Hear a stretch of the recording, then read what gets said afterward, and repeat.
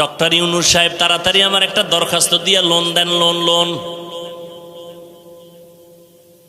দৌড়ায় যায় এনজিও কই আছে, 20,000 টাকা লোন উঠাইয়া একটা চায়ের দোকান দিব, এই করব সেই করব। ওই বর্ষি আছে না, বর্ষি খায়নি এদিকে, বর্ষি কি খালি দিলে মাছ আয়? কি দেয়?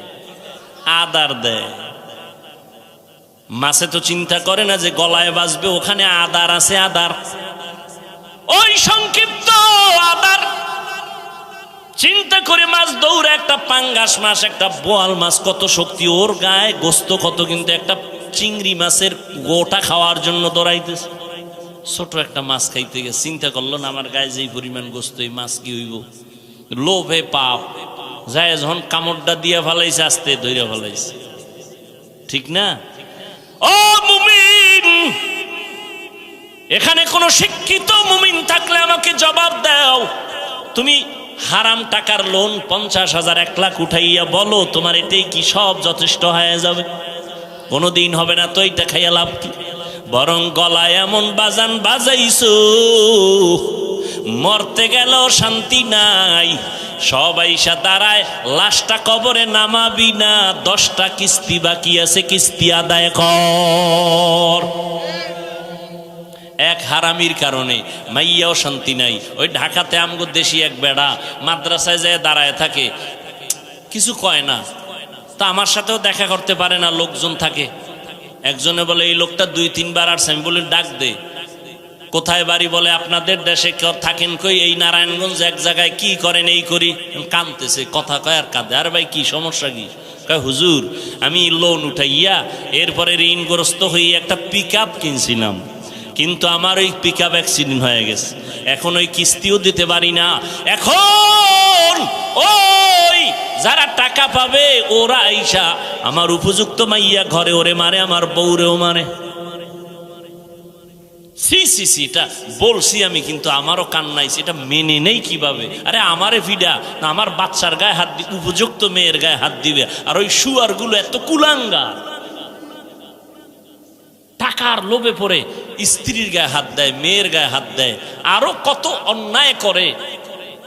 আর এই লোভে পইরা একটা লোক শান্তিতে থাকলে বলেন যে এই হারাম লোন মন উঠাইয়া শান্তিতে আছে একটা মানুষ? এরপর মরণটা কি ভালো হয়? কিডনি নাই, ক্যান্সার, গজবের সীমানা নাই, লাইফ সাপোর্টে মরে। আল্লাহ এই হারাম থেকে আমাদের মাফ করে দেন। এই বয়ান কোন খতিব মসজিদে করুক না, বলবে সূর্য ডুবার আগে বাড়িতে ঘুরে আইয়েন, ঠিক নেই?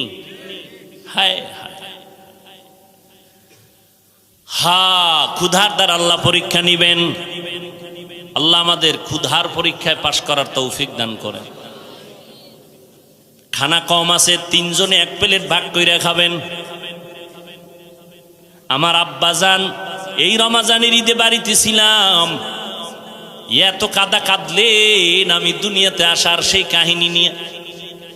আমারে খানা দিতে পারেন নাই, আব্বা আম্মা 3 দিন পর্যন্ত না খাইয়া কষ্ট করেছেন, চোখের পানি ছেড়ে কাঁদছেন।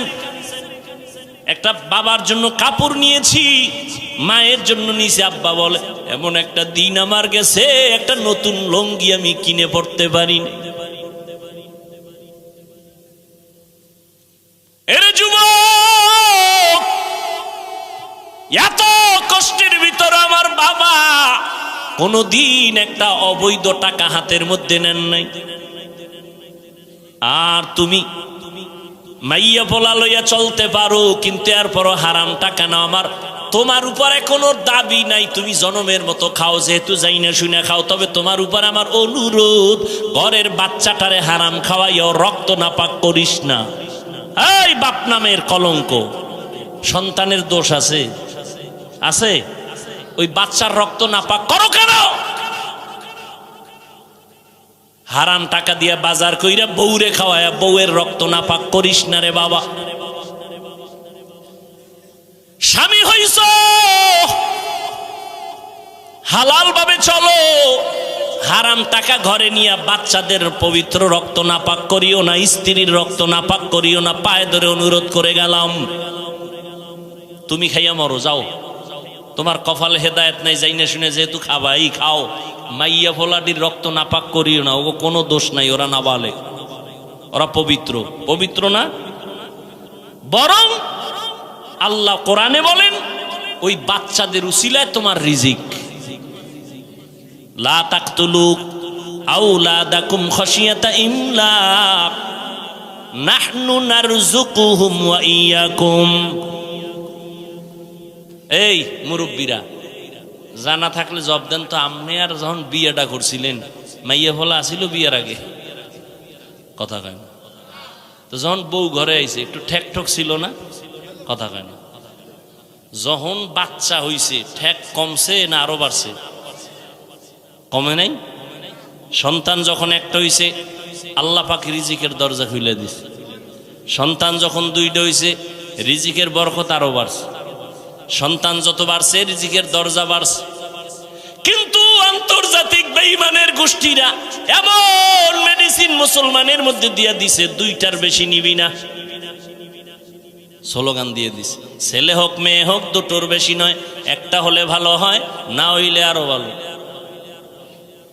কেন? এত সন্তান হইলে থাকবে কই, খাবে কি? আচ্ছা, না খায় মরছে আমার দেশে, আর এই ট্যাবলেট খাইয়েও কি সন্তান কমাইতেছে নি? পারছে কি? এই যে শিক্ষিত বাবারা বলেন তো, 5 বছর আগের তুলনায় আমাদের দেশের জনসংখ্যা কম বেশি, তো ট্যাবলেট কই? এক চালাক কয় হুজুর আপনারা বাড়াইছেন, আমরা কি বাড়াইছি? এই প্যান্ডেলে সব হুজুর, অধিকাংশ তো হুজুর ছাড়া, এগো বাড়াইলে কে? হা, রিজিকের চাবি কার আছে? কার হাতে? এটা বান্দার হাতে দেয়নি। আল্লাহ বলেন আমি যারে পাঠাই তার রিজিক কয়দিন আছে, কোথায় আছে, এটা বন্টন করে তারপরে পাঠাই।